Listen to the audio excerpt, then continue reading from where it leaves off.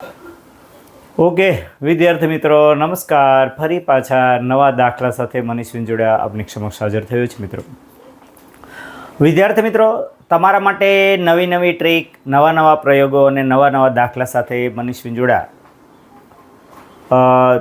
કેટલાક નવા દાખલા પણ આપણે જોઈ રહ્યા છે. મિત્રો પ્રયોગો પણ તમે પ્લેલિસ્ટમાં જઈ અને ટૂંકી રીતો છે પણ એ પ્લેલિસ્ટમાં જઈને જોઈ શકો છો. મિત્રો ઓકે વિદ્યાર્થી મિત્રો, તો આપણે આ એક દાખલો છે, 1 થી 100 અંકમાં કોઈ એક અંક યાદચ્છિક પસંદ કરો તો તે અંક અવિભાજ્ય હોય. બરાબર, અંક આપણે અવિભાજ્ય હોય એવો આપણે જોઈ લઈએ. મિત્રો તો અવિભાજ્ય અંક હોય એવો આપણે જોવો છે. ઓકે, સારું. તો મિત્રો અહીંયા ખાસ આપણે જોઈ લઈએ કે ભાઈ અવિભાજ્ય અંક હોય એવો અંક કયો છે એ ખાસ આપણે જોવો છે. અહીં આપ જોઈ રહ્યા છો અવિભાજ્ય શબ્દ. રેડી મિત્રો, આપણે 1 થી 100 અંકોમાં અવિભાજ્ય સંખ્યા. હવે મિત્રો પહેલાં તો અવિભાજ્ય સંખ્યા એટલે શું કે ભાઈ જેને માત્ર 2 જ અવયવ હોય. કયો હોય? 1 હોય અને એ પોતે સંખ્યા હોય. બરાબર, તેને અવિભાજ્ય સંખ્યા કહેવાય. અહીંયા મેં તમારી સામે 1 થી 100 સુધીની અવિભાજ્ય સંખ્યા લખેલી છે. જો અહીંયા 2 છે, 3 છે, 5 છે, 7, 11, 13, 17. દાખલા કે 2ની વાત કરીએ તો કે ભાઈ એને કયા કયા અવયવ હોય? બરાબર, 2 છે તો કે ભાઈ એને અવિભાજ્ય અવયવ કયા હોય? તો કે ભાઈ 1 હોય અને શું હોય? એ પોતે હોય. બરાબર, તો એને અવિભાજ્ય સંખ્યા કહે. એવી રીતે 3 હોય તો કે ભાઈ 3 ને કયા હોય? તો કે ભાઈ 1 હોય અને કયો હોય? 3 હોય.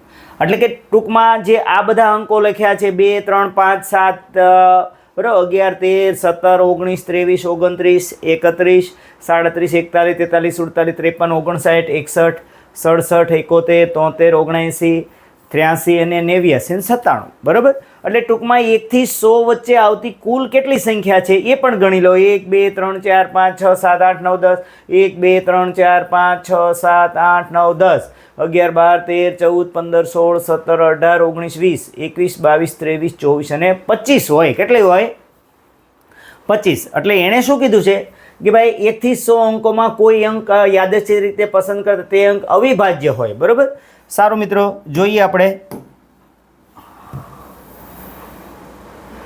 હવે દાખલો કઈ રીતે ગણશું.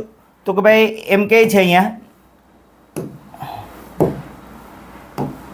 કુલ પરિણામોની સંખ્યા કેટલી થઈ ભાઈ? અહીં તો લખીએ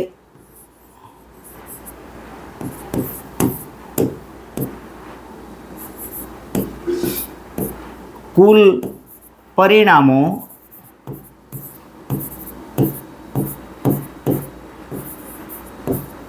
કેટલા છે ભાઈ? 100 છે. બરાબર,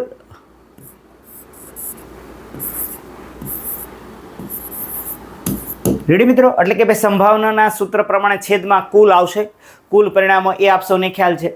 તો કે ભાઈ તે અંક અવિભાજ્ય સંખ્યાઓ આપ જોઈ રહ્યા છો કે ભાઈ અવિભાજ્ય સંખ્યા કુલ કેટલી છે? 25 છે. તો એ પણ લખી નાખવાની. એવું લાગે તો આ બધા એ અંકો પણ લખી શકો તમે. જો મેં અહીંયા મેં દેખાડ્યા જ છે તો કે ભાઈ તમે 25 જે છે એ અંકો લખી શકો છો. મિત્રો સારું, તો એ પણ આપણે કામ કરીએ.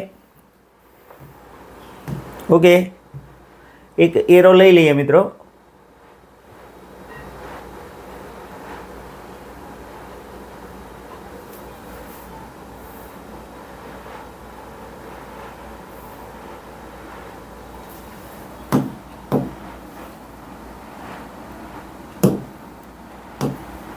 અહીં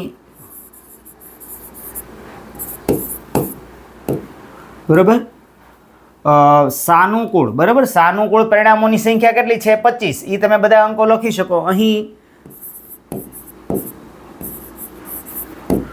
સાનુકૂળ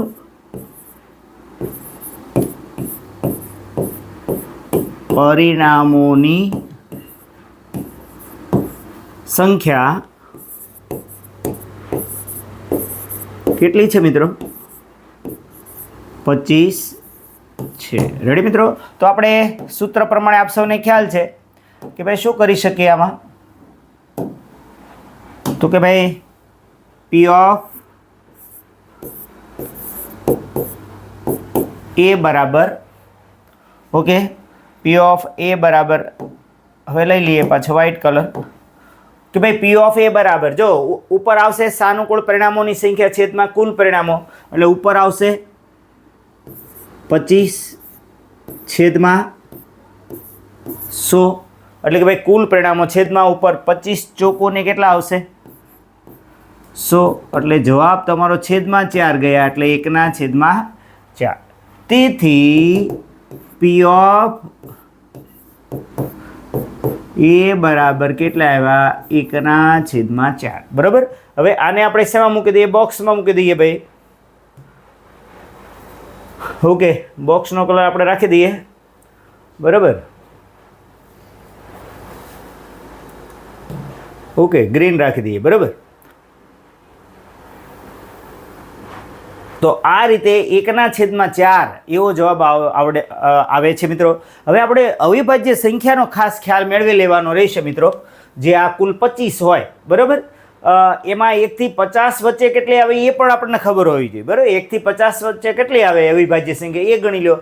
1 થી 100 વચ્ચે કેટલી આવશે 25. 1 થી 50 વચ્ચે કેટલી આવશે 1 2 3 4 5 6 7 8 9 10 11 12 13 14 ને 15. 1 થી 50 વચ્ચે કેટલી આવશે અવિભાજ્ય સંખ્યા? ધારો કે પૂછે કે ભાઈ 1 થી 50 વચ્ચે જે અવિભાજ્ય સંખ્યા આવે તેની સંભાવના શોધો, તો એમાં 15 આવે. બરાબર.